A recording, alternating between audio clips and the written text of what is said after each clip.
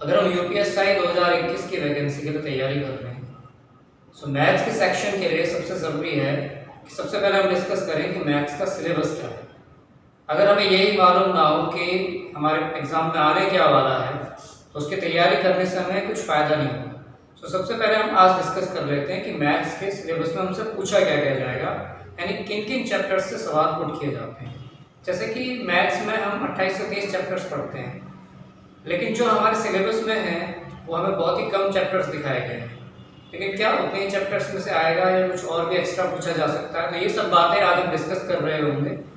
पहला चैप्टर है हमारा नंबर सिस्टम। नंबर सिस्टम में हम सीखेंगे नंबर्स को, नंबर्स कितने तरह के होते हैं, क्या क्या उनकी प्रॉपर्टीज़ होती है, किस तरह से उन प्रॉपर्टीज़ को हम क्वेश्चंस में यूज़ कर सकते हैं और सवालों को आसानी से हल कर सकते हैं। सिंप्लीफिकेशन यानी सरलीकरण, सरलीकरण नंबर सिस्टम जैसे ही चैप्टर है। आगे डेसिमल एंड फ्रैक्शंस आ जाते हैं। तो जो फ्रैक्शंस होते हैं दो तरह के होते हैं, तो नॉर्मल फ्रैक्शन होते हैं, जैसे कि हमें 1/2 दे दिया और इसी को अगर मैं 0.5 इस फॉर्म में लिख दूँ तो ये मेरा क्या हो जाएगा, डेसिमल फ्रैक्शंस। तो फ्रैक्शंस दो तरह के होते हैं, एक नॉर्मल फ्रैक्शन होते हैं और एक होते हैं हमारे डेसिमल फ्रैक्शंस। यहाँ पर नंबर सिस्टम का ही एक टॉपिक है। एलसीएम और एचसीएफ जो है ये भी हमारा नंबर सिस्टम का टॉपिक है।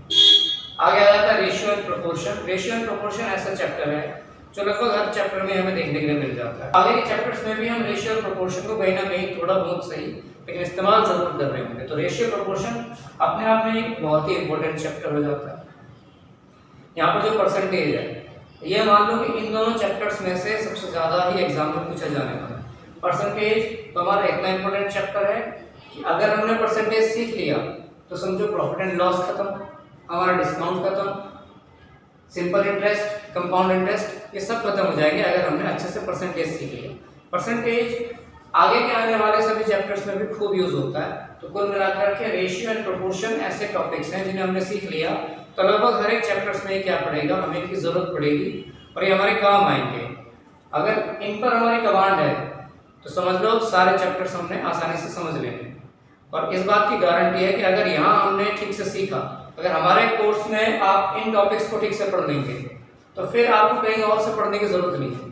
इतना अच्छे से हम आपको तैयार कराएंगे कि आपको फिर कभी कहीं और से सीखने की जरूरत ही नहीं पड़ेगी। समझो ये चैप्टर्स तो आपके हमेशा के लिए खत्म हो जाएंगे। उसके बाद आ जाता है पार्टनरशिप यानी साझेदारी और time and work. Time and work से ही जुड़ा हुआ एक और चैप्टर भी होता है हमारा, जिसे हम कहते हैं पाइप एंड सिस्टम्स यानी नल तथा टंकी। तो टाइम एंड वर्क के अगर हमने टॉपिक्स क्लियर कर लिए, टाइम एंड वर्क अगर हमारा चैप्टर कंप्लीट है तो पाइप एंड सिस्टम भी हमारा आसानी से खत्म हो जाएगा। बस पाइप एंड सिस्टम में एक ही बात एक्स्ट्रा होती है कि टाइम एंड वर्क में कहीं पर भी हम नेगेटिव एफिशिएंसी नहीं देख रहे होते, लेकिन पाइप एंड सिस्टम में हम नेगेटिव एफिशिएंसी यानी नेगेटिव ऋणात्मक कार्यक्षमता को देख रहे होंगे। सिर्फ इतना सा फर्क होता है। और टाइम एंड वर्क की भी गारंटी है कि ये चैप्टर अगर यहाँ से तैयार कर लिया तो फिर ये चैप्टर भी हमेशा के लिए खत्म हो जाएगा। ये चैप्टर आपको कहीं से सीखने की जरूरत ही नहीं पड़ेगी। इतना अच्छे तरीके से यहाँ पर ये चैप्टर्स आपको तैयार कराए गए। आगे हम डिस्कस करेंगे TSD, time speed and distance को, यानी कि चाल समय तथा दूरी को।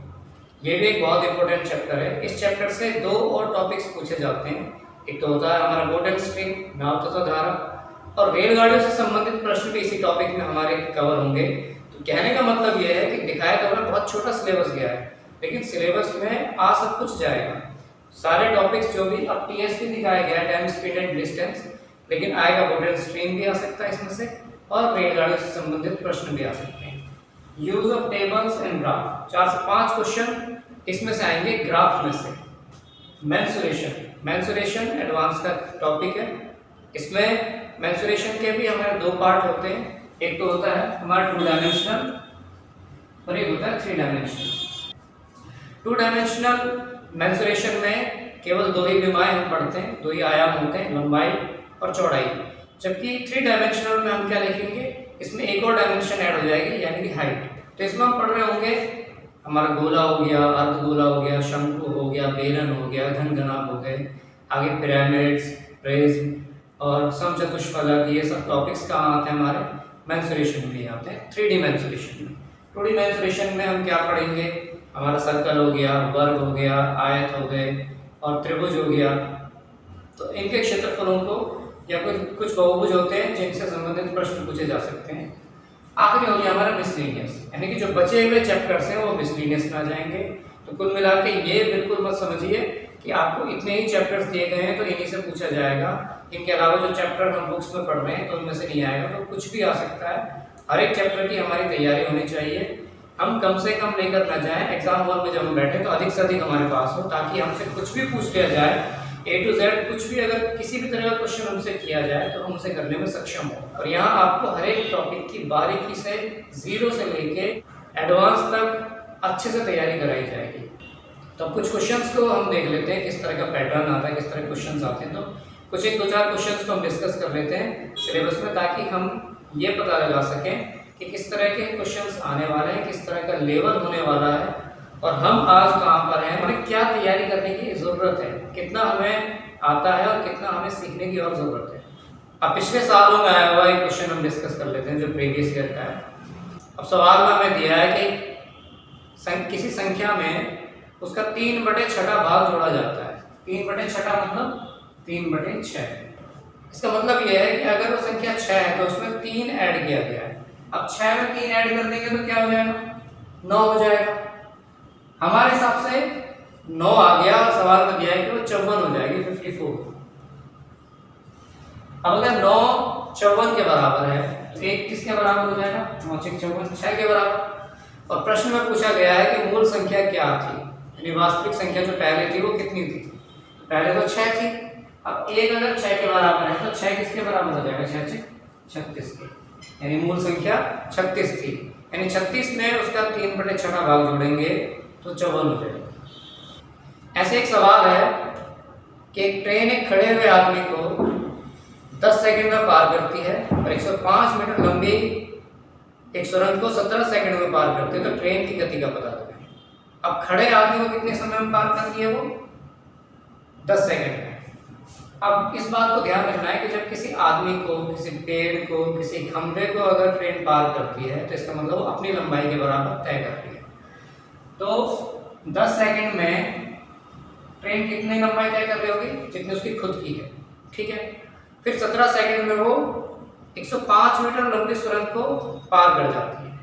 अब मान लो ट्रेन की लंबाई कितनी है, सुरंग इतनी लंबी है, तो जब किसी सुरंग को, प्लेटफॉर्म को वो पार करेंगे, किसी दूसरी ट्रेन को पार करते हैं तो दोनों लंबाइयाँ जुड़ जाती हैं। जब हम चैप्टर पढ़ेंगे तो हम डीपली डिस्कस करेंगे कि ऐसा क्यों करते हैं। तो हम फिलहाल ये देख लेते हैं कि इन्हें हम जोड़ेंगे, मतलब वो जुड़ जाती है।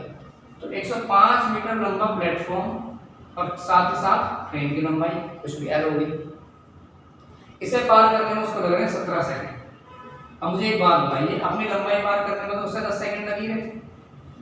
व्यक्ति को जितनी देर में पार किया वो उसकी लंबाई को पार करने में लगा हुआ समय होगा, है ना। किसी व्यक्ति को, खंभे को या पेड़ को पार करते तो समझो उसने अपनी लंबाई के बराबर दूरी तय की। तो बाकी के बचे 105, उसमें कितना समय लिया उसने, 105 मीटर की दूरी उसने 7 सेकंड में तय की। तो चाल क्या हो गई, चाल हो जाएगी दूरी बटे समय। दूरी कितनी, 105, समय कितना 7, तो ये चाल कितनी आ गई हमारी, 15 मीटर प्रति सेकंड। यानी कि ट्रेन की स्पीड कितनी थी, 15 मीटर प्रति सेकंड थी। सपोज दैट वो ये पूछ रहे थे ट्रेन की लंबाई कितनी है, तो डिस्टेंस यानी लंबाई बराबर क्या होता है, समय गुणा 4, या 4 गुना समय। तो समय कितना लगाया उसने, 10 सेकंड, और चाल कितनी थी, 15 मीटर प्रति सेकंड। यानी ट्रेन की लंबाई कितनी है, 150 मीटर, ठीक है। तो अगर हमसे लंबाई पूछी तो वो भी हम ऐसे ज्ञात कर सकते हैं। एक और क्वेश्चन हम डिस्कस कर लेते हैं और उसके बाद आज की वीडियो को हम खत्म करते हैं। अब इस सवाल में हमें दिया है कि P और Q मिलकर किसी काम को करें तो काम 9 दिनों में समाप्त हो जाता है। वहीं Q और R अगर मिलकर किसी काम को करते हैं तो 12 दिनों में होता है, और अगर P और R मिलकर उस काम को करें तो 18 दिनों में समाप्त होता है। हमें ये याद करना है कि P, Q, R अगर तीनों मिलकर इस काम को करेंगे तो वो काम कितने दिनों में हो जाएगा। तो P, Q प्लस R मिलकर करेंगे तो काम कितने दिनों में होगा। अब सबसे पहले हमें क्या करना होगा, हमें टोटल वर्क निकालना होगा कि टोटल वर्क कितना है। तो उसके लिए हम एक ऐसा नंबर लेंगे जो तीनों से कट जाएगा। अब 9, 12 और 18 तीनों से कटने वाली संख्या इनका एलसीएम हो जाएगी। एलसीएम निकाल लेते हैं, इनका आ जाएगा 36। हमने मान लिया टोटल 36 यूनिट काम करना है।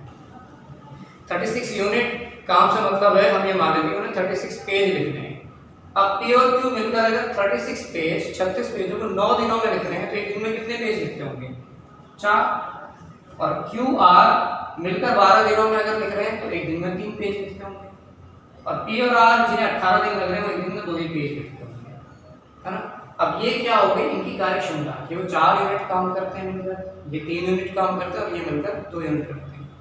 अगर मैं इन्हें जोड़ दूं तो 4 और 3 7 और 2 9 यूनिट काम हो जाएगा। लेकिन यहाँ पर एक बात ध्यान रखने की ये है कि यहाँ पर P भी 2 बार आ गया, Q भी 2 बार आ गया, R भी 2 बार आ गया। हमने इन सब की एफिशिएंसी यानी कार्यक्षमता को जोड़ा है तो 2 बार आ गया, यानी कि P Q R दुगना काम करेंगे अपनी कार्यक्षमता का, तब एक दिन में कितना काम कर लेंगे? 9 यूनिट काम करेंगे। लेकिन जितना वो करते ही हैं अगर उतना ही काम करेंगे वो इससे आधा ही काम कर पाएंगे, यानी कि 9/2। तो एक दिन में कितना काम होगा? 9/2, या यूं कहना 9/2 पेज लिखे जाएंगे। लिखे कितने जाने? 36। तो समय कितना लगेगा? 36 पेज डेली के 9/2 के हिसाब से कितने दिनों में लिखे जाएंगे? हमें बटेगा 2 तो यहाँ गुणा में आ जाएगा, तो इस 2 को हटा देते हैं यहाँ से और 9 से काटते हैं, 9 चौक 36, तो 4 दूनी 8 दिन। यानी कि अगर P Q और R मिलकर ये काम करेंगे तो ये काम 8 दिनों में होगा। तो यहाँ तो हमने कुछ मिक्स क्वेश्चंस ले लिए, लेकिन जब हम इस कोर्स में आगे पढ़ेंगे तो हम हर एक चैप्टर को डिटेल से पढ़ेंगे और इस तरह से हमारे हर एक सवाल करने की अप्रोच रहने वाली है ताकि हम आसानी से और बहुत कम समय में किसी भी क्वेश्चन को कर सकें, ताकि हम इस टेस्ट में अपना सिलेक्शन भी सिक्योर कर सकें।